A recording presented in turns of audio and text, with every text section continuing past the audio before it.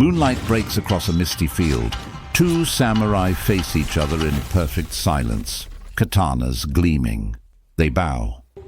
Then, in a blur of steel, the duel begins. Elegant strikes. Prolonged sword clashes, honor measured in every move.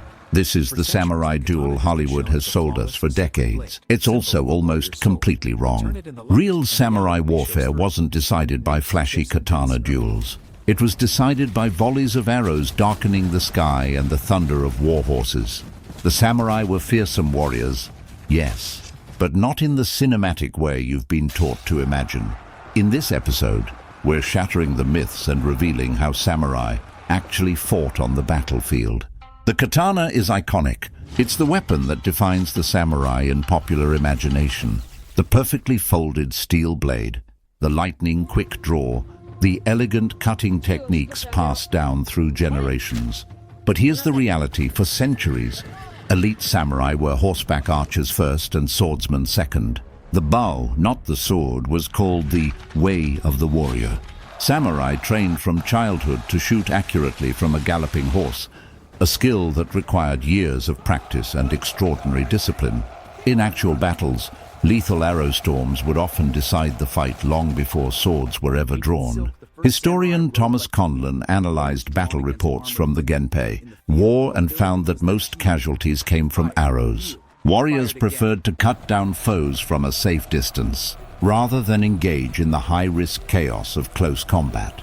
Picture medieval Japanese battles less like The Last Samurai and more like ranged firefights, lines of mounted archers loosing volley after volley into enemy formations, then wheeling away before the response could reach them.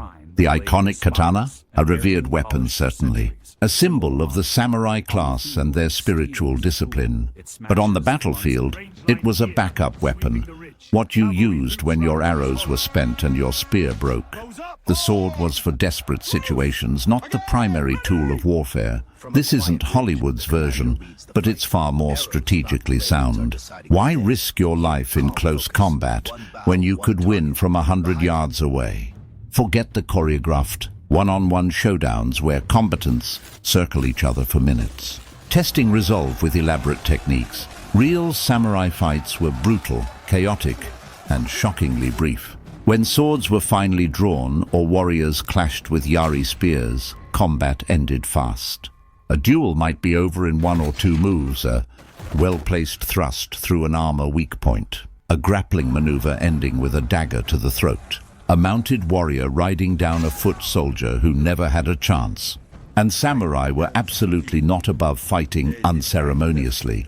They ambushed enemies on the march. They swarmed isolated warriors in groups. They cut down fleeing opponents from behind without hesitation. The romantic notion of honorable single combat, 2 warriors meeting as equals in a fair fight, was largely a later ideal, popularized during the peaceful Edo period when actual warfare had become rare. In reality, winning was the ultimate honor, achieved by whatever effective means necessary. There was nothing dishonorable about using superior tactics, numbers or surprise. The goal wasn't to demonstrate your sword technique, it was to survive and claim victory for your lord. Chronicles from the period are filled with accounts that would horrify modern audiences expecting samurai chivalry. Warriors describe pulling opponents from horses, multiple men stabbing a single enemy, finishing off wounded foes, taking advantage of any opening. This wasn't cowardice, this was professional warfare, conducted by men who understood that the battlefield had no rules except victory and defeat. Here's something Hollywood almost never shows. Victorious samurai didn't just sheath their swords and bow respectfully to fallen opponents. They took heads. In battle, samurai actively sought to collect the severed heads of enemies to prove their deeds and earn rewards from their lords. This wasn't an occasional practice. It was a fundamental part of their warrior culture. Kill counts weren't abstract numbers. They were physical trophies that determined your status, your income, and your family's future. After major battles, victors would spend hours collecting heads, cleaning them, and carefully tagging them with the names of who killed whom. Generals would then inspect long lines of severed heads presented on wooden racks, verifying kills and distributing rewards accordingly. Important enemy commanders. Heads were treated with particular ceremony, sometimes displayed publicly, sometimes returned to families for burial, but always serving as proof of victory. This head-hunting culture was so embedded that etiquette manuals explained the proper way to present a head to your lord. There were specialists whose job was to prepare heads for inspection, washing them, combing the hair, applying makeup to make them presentable. It was a grisly ritual that underscored a harsh truth. Samurai warfare was about measurable results, not abstract chivalry. Your reputation, your rewards, your family's prosperity all depended on physical evidence of your battlefield performance. The severed head in your hand was worth more than a dozen stories of your courage. This wasn't savagery for its own sake. It was a system, brutal, yes, but effective at motivating warriors and maintaining accountability in the chaos of medieval warfare. By the 16th century, samurai warfare evolved yet again in ways Hollywood rarely depicts. Portuguese traders introduced firearms to Japan in 1543, and within decades, the arquebus musket became a dominant battlefield weapon.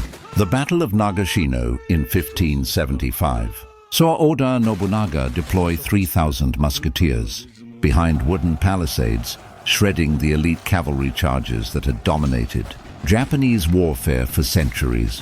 It was one of the first examples of massed gunpowder firepower deciding a major battle in Asia. Suddenly, samurai who had spent their lives perfecting archery and swordsmanship faced enemies who could kill from hundreds of yards away with minimal training.